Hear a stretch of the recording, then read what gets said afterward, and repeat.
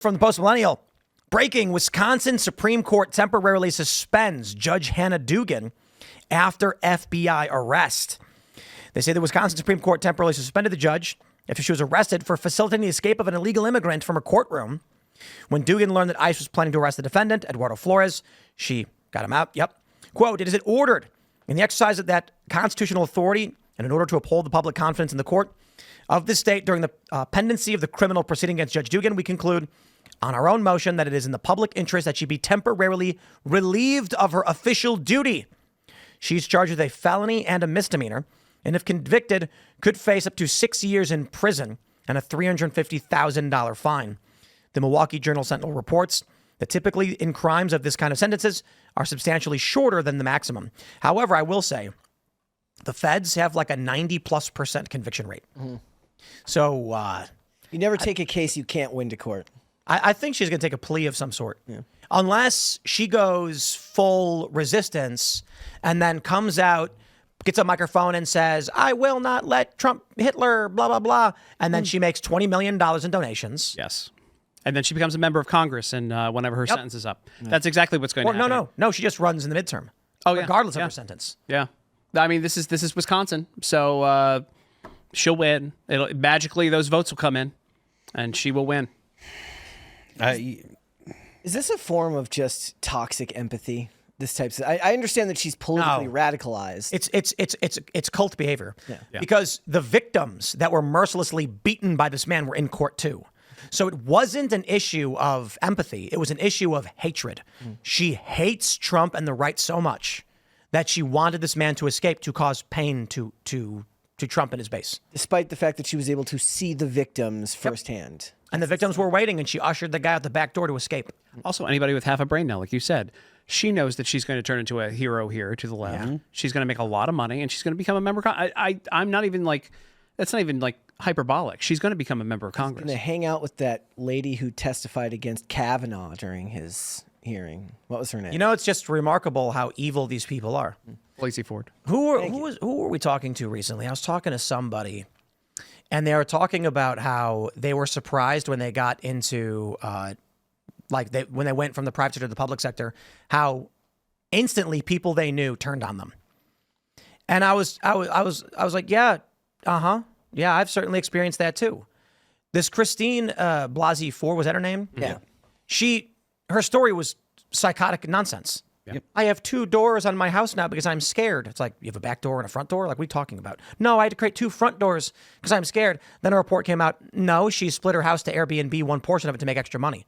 And she goes, I've been afraid to fly ever since. Yeah. How'd you get here? I flew.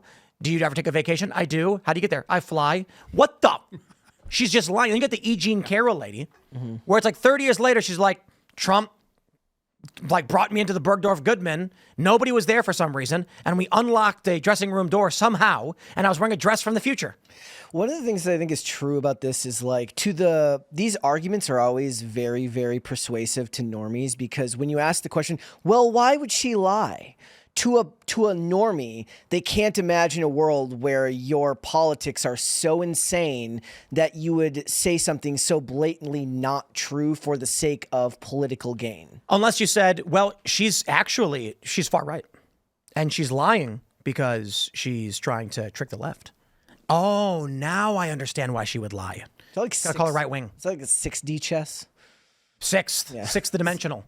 Back in multiversal time travel. Who was the follow up to Blasey Ford? Remember they gave her a New York magazine and she photo claimed, shoot? That was the one where she claimed that Kavanaugh was waiting outside of there was a line of men. There was a train. And they kidnapped women and put them in the room and then ran trains on them by waiting outside. That is so insane that there was someone that tried to rewarded behavior. I mean, she got the who did the photo shoot for her? Wasn't a famous photographer did the photo shoot for her for the New York magazine? Yeah, I mean, look, the New Yorker or whatever. I know you're right. It blows my mind, and especially when you bring these things up out of context and so that we can think about them without being steeped in the emotion of it. Now it's the moment when it was happening. Yeah, that person literally tried to pass off the idea. Julie Swetnick. Yes, Swetnick. Pass off the idea that there were running trains on kidnapped women in a college. Like that was like the norm.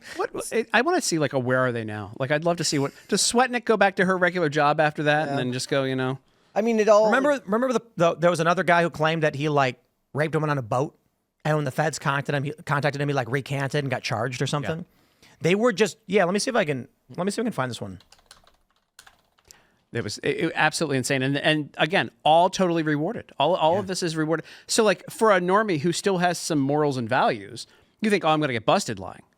But in these instances, it's like, hey, you can just get away. Look, you're going to get probably a book deal. Which didn't Blasey Ford get a book deal? Probably. I don't know. Yeah, I mean, at least you'll be famous for a while. You get a couple of speaking gigs. You'll make some good money. Get out there, get taken care of. It's just unbelievable how this is rewarded. It really is, especially again when you look back on it and you think you go through the some of the claims and it was all because they didn't want this guy to be on the Supreme Court. A guy claimed that he wrote a letter to Sheldon Whitehouse's office concerning a rape on a boat in August of 1985, and I think he ended up getting criminally charged for that. I'm not entirely sure, but this is the thing that they make these stories up. I've told this before. There are people that I've known that I consider to be really good friends from back in the day. I used to skateboard with them. All of a sudden, they're on X making up stories about me, tweeting at leftist podcasters who gleefully post this. It's a world of psychotic cult-like behavioral lies. So anyway, back to the main point. You asked a question, what is she doing this because of empathy? It's because it's a cult. Like really, these are low cognition people whose whole worldview is, oh, now's my chance to get something for me. I think they're evil. I was talking to Jack Posobiec, and I said, Jack, I'm not a Christian. The resurrection story really, it doesn't do it for me. But I'll tell you what does. Possession. You tell me these people are possessed by demons, and I'm more inclined to believe in your religion. And I'm not joking about that because there are people that I know, that I've known my whole life, that all of a sudden have turned evil, and I can't comprehend how. Yeah. Oh, yeah. And you say, that's even scarier. You say low cognition people. I'm like, well, she's a judge.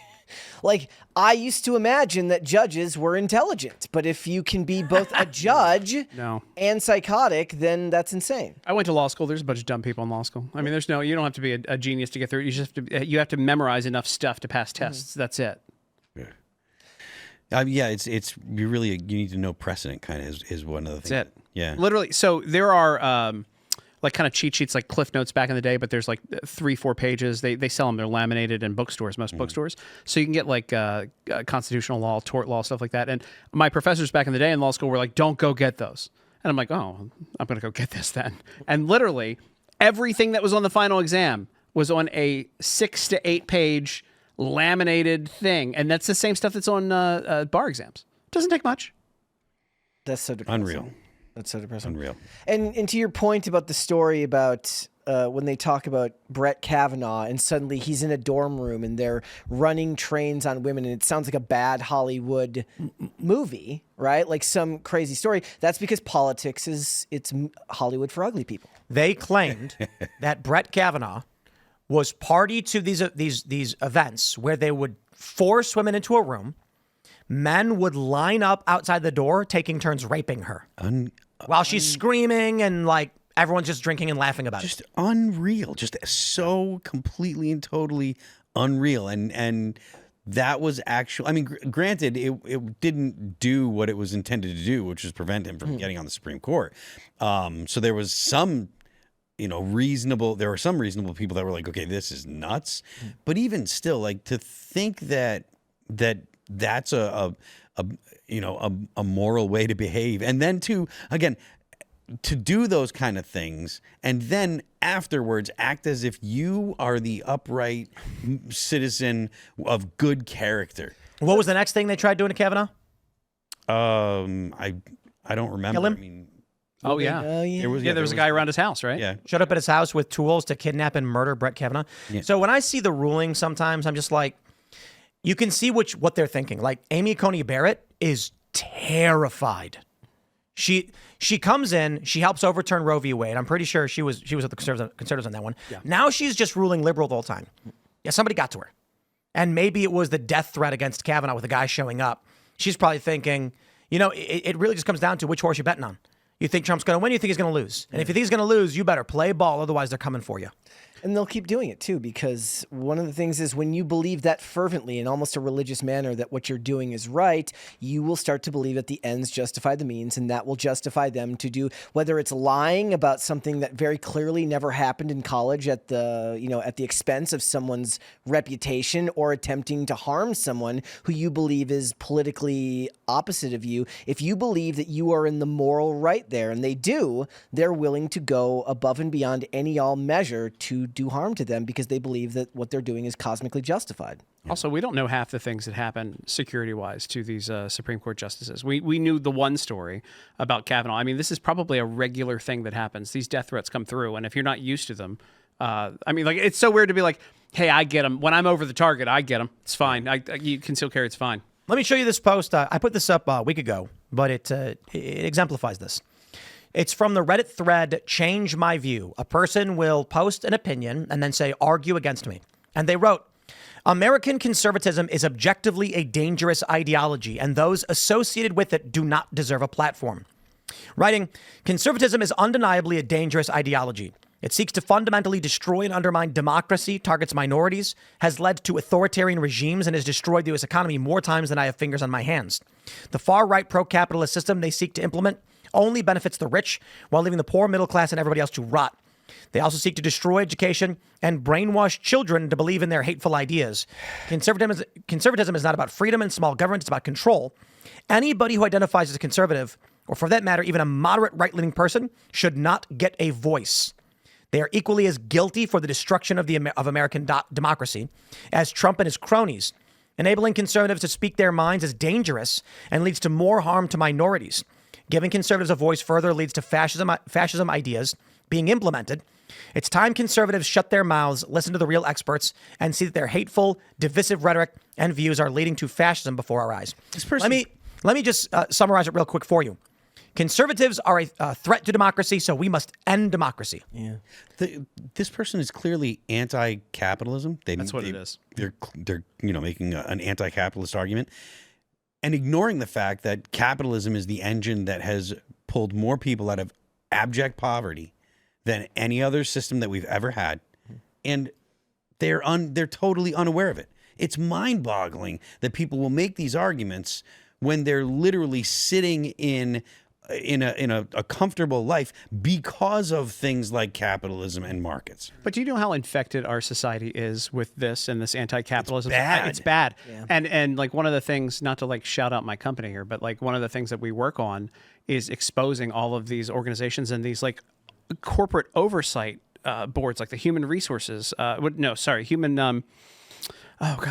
Rights Council, who used to just do gay marriage. Now they do like corporate governance, and they give scores on how woke these and how DEI these companies are.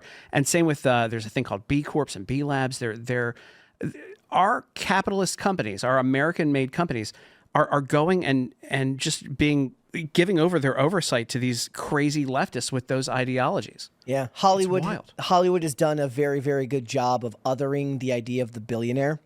It's one of these things where they've turned you into a supervillain no matter what, and they've turned you into some type of evil person. I was talking earlier this week, they're rebooting a show called Royal Pains from the USA Network back in like 2008. And in that show, there was lots of really, really rich people who had a concierge doctor in the Hamptons. And most of those rich people were portrayed as eccentric and weird, but generally good-hearted. And I said, they will never allow the ultra rich to be portrayed in any type of positive way right now, because they want to make sure that you as an average everyday person hold nothing but contempt for those who have made something for themselves and have built companies that employ thousands of people. Yeah. Well, it's just about destroying the system. Yeah. You look at everything that the Uniparty has given us over the past 30 years, and it was to gut and dismantle the United States. Thanks for checking out this clip from Timcast IRL. Make sure to watch the show live Monday through Friday at 8 p.m. Subscribe to this channel, and we will see you all there.